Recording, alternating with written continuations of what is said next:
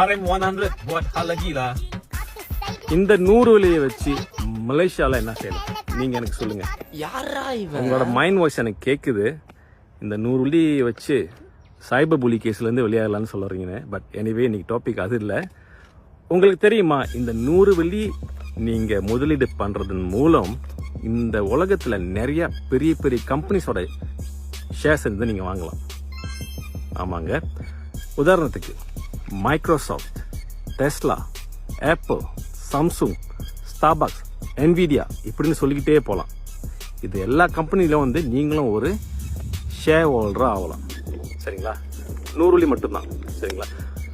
மலேசியாவில் பார்த்தீங்கன்னா நம்ம தமிழாளுங்களுக்கு வந்து இன்வெஸ்ட் பண்ணணும் அந்த ஆசை இருக்கும். ஆனால் பெரிய தொகை இருக்காது. சரிங்களா? ஸோ நீங்கள் எல்லாமே கவலைப்பட தேவையில்லைங்க. இந்த 100 வெள்ளியில் நீங்கள் இன்வெஸ்ட் பண்ணுறது மூலம் நீங்கள் ஒரு பெரிய ரிட்டர்ன் வந்து பார்க்கலாம். ஸோ உங்களுக்கு நான் ஒரு எக்ஸாம்பிள் கொடுக்குறேன் பாருங்கள். மைக்ரோசாஃப்ட் ஷேர் பார்த்தீங்கன்னா அதோட விலை பார்த்தீங்கன்னா USD 418 வெள்ளி ஒரு யூனிட். அதை நீங்கள் மலேசியா காசுக்கு கன்வெர்ட் பண்ணீங்கன்னா ஒரு 1900 சம்திங் வரும். தட் மீன்ஸ் 2000 வெள்ளி வச்சுக்கோங்க. 2000 வெள்ளி வருது ஒரு யூனிட். அப்போ நீங்கள் ஒரு 10 யூனிட் வாங்கினீங்கன்னா 20,000 வெள்ளி செலவு பண்ணணும். ஓகே. ஆனால் அதே ஷேரை வந்து நீங்கள் யூனிட் ராஸில் 100 வெள்ளியில் வாங்கிடலாம். ஓகேங்களா? இது ஒன்று. ஓகே. இப்போ நீங்கள் ஸ்க்ரீனில் பார்த்தீங்கன்னா ஒரு எக்ஸாம்பிள் காமிக்கிறேன்.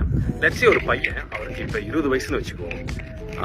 நெக்ஸ்ட் 40 வருஷத்துக்கு வந்து மாதம் 100 வெள்ளி வந்து முதலீடு செய்கிறாருன்னு வச்சுக்கோமே. இந்த 40 வருஷத்துக்கு வந்து நம்ம ஒரு மினிமம் 8% வட்டி. சரிங்களா? ரொம்ப வேணாம், 8% வச்சுக்கோ மினிமம். ஓகேங்களா? அப்போ 40 வருஷம் கழிச்சு பார்த்தீங்கன்னா அவர் சொந்தமாக முதலீடு பண்ண காசு எவ்வளோன்னு பார்த்தீங்கன்னா 48,100 வெள்ளி சொந்த காசு இன்வெஸ்ட் பண்ணியிருப்பாரு. அதுக்கு இன்ட்ரெஸ்ட் மட்டுமே பார்த்தீங்கன்னா 3,05,000 வெள்ளி கிடச்சிருக்கும்.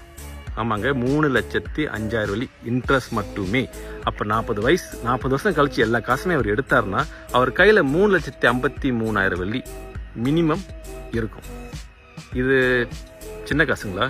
இல்லை, எவ்வளோ பெரிய காசு. ஜஸ்ட் 100 வெள்ளி மாதம் அவர் இன்வெஸ்ட் பண்ணுறதுனால அவருக்கு பார்த்தீங்களா எவ்வளோ பெரிய தொகை கிடைக்குது.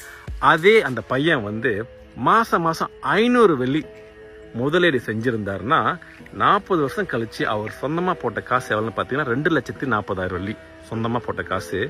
அவருக்கு கிடைக்க போகிற இன்ட்ரெஸ்ட் பார்த்தீங்கன்னா 1.5 மில்லியன், 1.5 மில்லியன் இன்ட்ரெஸ்ட் மட்டும் அவருக்கு கிடச்சிருக்கும். அது அவர் 60 வயசில் எல்லா காசுமே எடுத்தாருன்னா கையில் 1.7 மில்லியன் இருக்குங்க. நினச்சி பாருங்க, 60 வயசில் அவர் கையில் 1.7 மில்லியன் இருக்கும்போது அவரோட ரிட்டைர்மெண்ட் லைஃப் எப்படி இருக்குன்னு கொஞ்சம் யோசிச்சு பாருங்க. அவர் வாழ்க்கை தரம் எப்படி இருக்குன்னு நினச்சி பாருங்க. ஸோ இதுதான் வந்து